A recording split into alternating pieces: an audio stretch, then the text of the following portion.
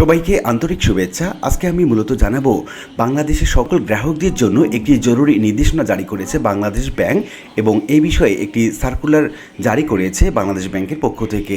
আপনারা স্ক্রিনে যেটা দেখতে পাচ্ছেন এবং এই সংক্রান্ত বিভিন্ন রকম পত্রপত্রিকাগুলো বিভিন্ন রকম প্রতিবেদন প্রকাশ করে। আমরা আজকে মূলত বাংলাদেশ ব্যাংকের একদম প্রধান যে সার্কুলারটি, যেখানে নির্দেশনা প্রদান করা হয়েছে, সেই সার্কুলারটি দেখব।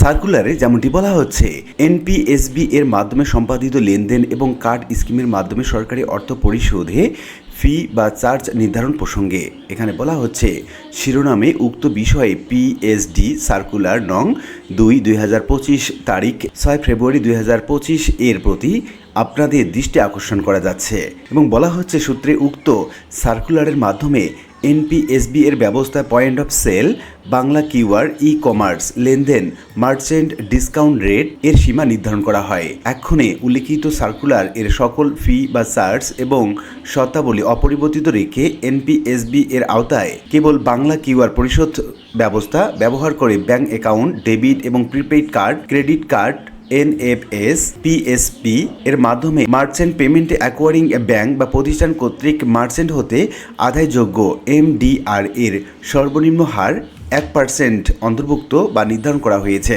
তবে কোনো অ্যাকোয়ারিং প্রতিষ্ঠান ডিজিটাল লেনদেন উন্নয়নের স্বার্থে প্রমোশনাল ক্যাম্পেইন পরিচালনা করতে পারবে এবং বলা হচ্ছে, সর্বশেষ এই নির্দেশনা অবিলম্বে কার্যকর করা হবে। এই সংক্রান্ত বিভিন্ন রকম পত্রপত্রিকাগুলো বিভিন্ন রকম প্রতিবেদন প্রকাশ করে। আমরা একটু কালের কণ্ঠ পত্রিকা থেকে একটু স্পষ্টভাবে জেনে নিব মূলত এই নির্দেশনায় কি বলা হচ্ছে। সার্কুলারে বলা হয়েছে, এনপিএসবি এর মাধ্যমে সম্পাদিত লেনদেন এবং কার্ড স্কিমের মাধ্যমে সরকারি অর্থ পরিশোধ ব্যবস্থায় point of sale, Bangla QR code লেনদেন, মার্চেন্ট ডিসকাউন্ট রেটের সীমা নির্ধারণ করা হয় এবং উল্লিখিত সার্কুলারের সব ফি বা চার্জ এবং শর্তাবলী অপরিবর্তিত রেখে বা কোনো রকম পরিবর্তন না করে এনপিএসবি আওতায় কেবল বাংলা কিউআর কোড পরিশোধ ব্যবস্থা ব্যবহার করে ব্যাংক অ্যাকাউন্ট, ডেবিট বা prepaid card, credit card, MFS, পিএসসির মাধ্যমে মার্চেন্ট পেমেন্ট অ্যাকোয়ারিং ব্যাংক বা প্রতিষ্ঠান কর্তৃক মার্চেন্ট হতে আদায়যোগ্য এমডিআর এর সর্বনিম্ন রেট 1% নির্ধারণ করা হলো। তো উল্লিখিত বিভিন্ন আলোচনা থেকে আমরা এটুকু বলতে পারি যে এনপিএসবি বা বিভিন্ন রকম টাকা